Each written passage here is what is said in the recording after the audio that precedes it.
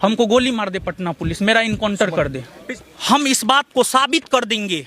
ये पटना पुलिस हमारा एफआईआर दर्ज नहीं कर रहा है, लेकिन हम स्वयं अगर हम जिंदा रहे, एक तो हमारी हत्या हो सकती है, लेकिन अगर हम जिंदा रहे तो हम बिना किसी के सहयोग के हम इस बात को साबित कर देंगे कि हमारे भाई की हत्या फैजल खान के द्वारा और किसान कोल्ड स्टोर के मालिक डॉक्टर आर.एस. प्रसाद और कन्हैया कुमार तथा अन्य लोगों ने मिल करके जो है हमारे भाई की हत्या करवाई है। अगर हमारी हत्या होती है तो इसका जिम्मेवार फैजल खान होगा, फैजल खान और किसान कोल्ड स्टोर के मालिक। क्या लगता है कि सर एफआईआर आपका लिया जाएगा? क्या आप अभी भी यहाँ पर बैठे रहेंगे या फिर वापस चले जाएंगे?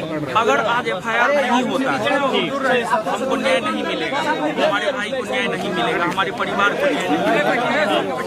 तो इसी वजह से अपने भाई को न्याय दिलाने सर पुलिस के द्वारा क्या कुछ बोला जा रहा है? हत्या हो सकती है और अगर हमारी हत्या होती है तो इसका जिम्मेवार फैजल खान होगा, फैजल खान और किसान कोल्ड स्टोर के मालिक डॉक्टर आर.एस. प्रसाद होंगे। अगर हमारी हत्या होती है तो हम प्रशासन से सुरक्षा की भी आपको डर बनी हुई है कि एकदम हमारी हत्या हो सकती है, हमारी हत्या हो सकती है और हमको जेल भी भेजा जा सकता है, फिर से हमको जेल भी भेजा जा सकता है और हम जेल जाने के लिए तैयार हैं। हम सब कुछ सहने के लिए तैयार हैं। या तो ये एफआईआर लॉन्च हो जाए या तो ये एफआईआर लॉन्च हो जाए या फिर हमको पटना पुलिस ही गोली मार दे। पटना पुलिस इतना मतलब ऐसा क्यों? हमको गोली मार दे। सर ऐसा क्या हुआ कि ऐसी बातें कर रहे हैं? हमको अब लग रहा है मतलब पिछले 5 घंटा से हम यहाँ पर बैठे हुए, 5 घंटा से ज्यादा समय से हम यहाँ पर बैठे हुए हैं।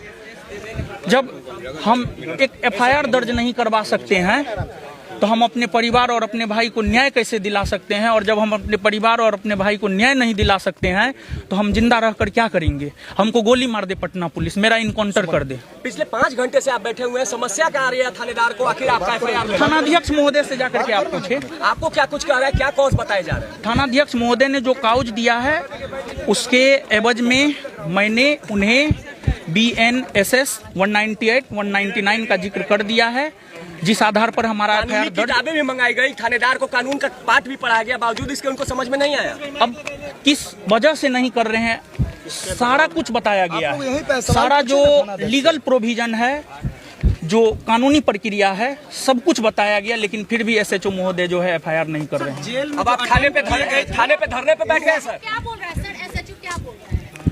SHO बोलने सीधे तौर पर जो है मतलब एफआईआर लेने से मना कर रहे हैं। क्यों? खान सर है इसलिए? खान सर है इसलिए? फैजल खान के रसूख के वजह से, फैजल खान के रसूख के वजह से। और देखिए, हम आप मीडिया बंधुओं के माध्यम से पूरे भारतवर्ष के छात्र और पूरे बिहार के छात्रों से ये रिक्वेस्ट करना चाहते हैं कि देखिए, हमारी भाई की हत्या 13 तारीख को हुई है। हमारे भाई की हत्या 13 तारीख को रात में हुई है और 13 तारीख को शाम के समय में जो है हमें धमकाया गया, 13 तारीख को, और उसी रात में हमारे भाई की हत्या हुई है। और देखिए फैजल खान कितना सातिर है, इस बात को फैजल खान कितना सातिर है, आप इस बात को समझिए थोड़ा। 13 तारीख को हमारे भाई की हत्या हुई, उसके बाद उन्होंने वीडियो बनाया, इमोशनल वीडियो बनाया, इमोशनली बच्चों को ब्लैकमेल करने के लिए इमोशनली वीडियो बनाया और उन्होंने ये दिखाया कि मैं रोशन आनंद के साथ हूं। लेकिन जब 15 तारीख को, जब तक हम नहीं जाते, मेरे भाई का अंतिम संस्कार नहीं होता, और जब 15 तारीख को कोर्ट में, न्यायालय में हमारे बेल की बहस की जा रही थी, उस दौरान उन्होंने अपना वकील भेजकर, एक वकील नहीं, वकील की फौज भेजकर हमारे बेल का पुरजोर विरोध किया। कोर्ट रूम से जो है आप ये पता कर सकते हैं किस प्रकार का सातिर है फैजल खान।